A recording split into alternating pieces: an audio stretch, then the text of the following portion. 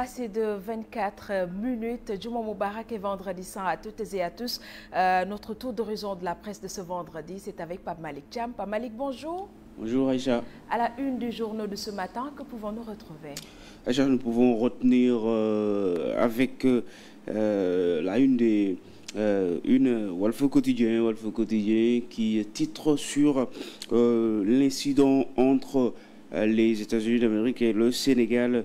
Refus de visa aux Lions du basket sont en rage contre les États-Unis et cajole la Chine.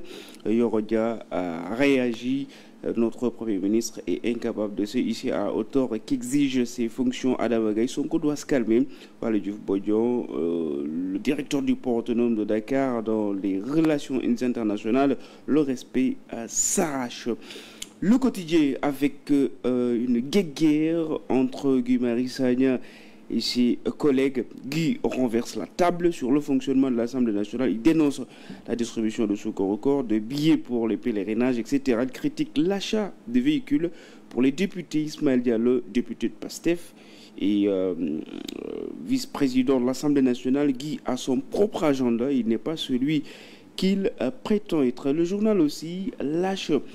À côté, c'est toute affaire Azer Pao EPC. TAS remet une nouvelle chargée électrique. Jean-Michel Sen réplique. Une autre guerre aussi. Enquête quotidienne sur le Premier ministre Ousmane Sonko. Sonko face au défi de la diplomatie, souveraineté ou susceptibilité. Le stage de préparation des Lions prévu aux États-Unis annulé après un refus de visa à plusieurs joueuses. L'opposition dénonce une réaction impulsive et diplomatique contre-productive. L'ambassade américaine garde le silence, tandis que sur les réseaux sociaux, on salue une posture ferme. Sud Quotidien aussi, Sonko dunk Washington et encense Pékin concernant le refus des visas des États-Unis aux Lions de basket. Une crise diplomatique sera-t-elle en mire? S'interroge le journal Les Échos sur Guy Marius Sagna. Guy tire à bout portant. Ismaël Diallo le charge. Il fustige les secours au corps, l'appui financier au groupe parlementaire. Il dénonce l'achat de véhicules sans concertation, les retards des rapports à la commission de comptabilité. Ismaël Diallo, vice-président, il a raison.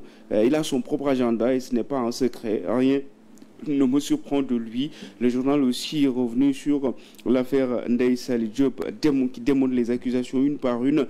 Les farces des climatisateurs retombent. Elle est maintenant poursuivie pour une seule climatisateur. Elle dégage tout dans la gestion des fonds, l'octroi des marchés, la conservation des pièces comptables. Ses avocats satisfaits de l'audition envisagent de déposer en non-lieu. Sur ça, sur aussi cette affaire de visa refusée aux Lions et au staff technique par les États-Unis, la gifle de Sonko à Trump, informé du refus de délivrance de visa à plusieurs membres de l'équipe nationale féminine de basketball.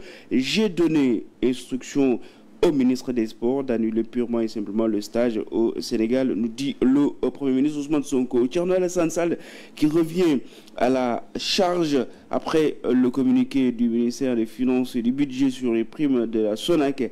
Thierno Alassane Sall dit pouvoir démonter de façon claire et irréfutable que la dérogation évoquée est une invention récente destinée à sauver un marché frappé d'irrégularité au profit d'une entreprise étrangère. L'info sur cette affaire toujours, ce n'est ni d'un désaveu ni une sanction, dit Cheikh Diba, ministre des Finances, sur la suspension des décaissements du FMI. Le gouvernement conduit une politique d'endettement responsable et cohérente. Ce nouveau programme vise à remédier aux insuffisances de la gestion budgétaire précédente, à restaurer la crédibilité des finances. Libération sur une enquête judiciaire ouverte sur le marché d'armement de 45 milliards de francs CFA. Le parquet financier met la disque sur le coup, un audit détonnant et un rapport de la CNTIF suggérant des pots de vin au corps du dossier. Le Soleil sur la banque et la finance, la bonne fortune des banques, excédent de 205 milliards de francs CFA fin 2024. Ce montant équivaut à une hausse du journal de 27%. Dans le même temps, les encours de crédit ont progressé de 7,6% pour s'établir à 7 814,18 milliards de francs CFA fin mars 2025.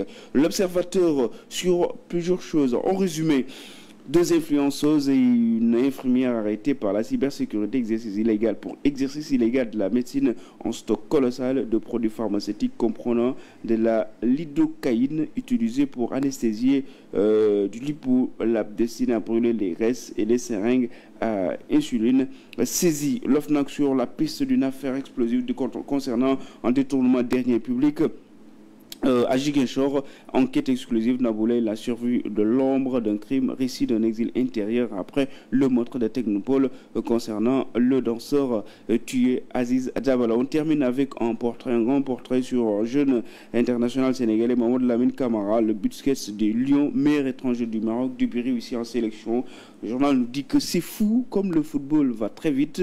En une seule saison, Mamadou Lamine Camara a réalisé plusieurs rêves, dont un titre de champion du Maroc et une sélection avec les Lions du Sénégal. Le jeune milieu défensif est en passe de franchir un autre cap, sans doute le moment d'aller titiller le très haut niveau européen, présage le journal. Aïcha, c'était tout pour cette revue de une de ce jour. Bonne lecture à vous, amis téléspectateurs. Alors, nous restons ensemble pour parler, bien sûr, de l'actualité politique. Ce sera tout de suite, juste après le jingle. Tout à l'heure.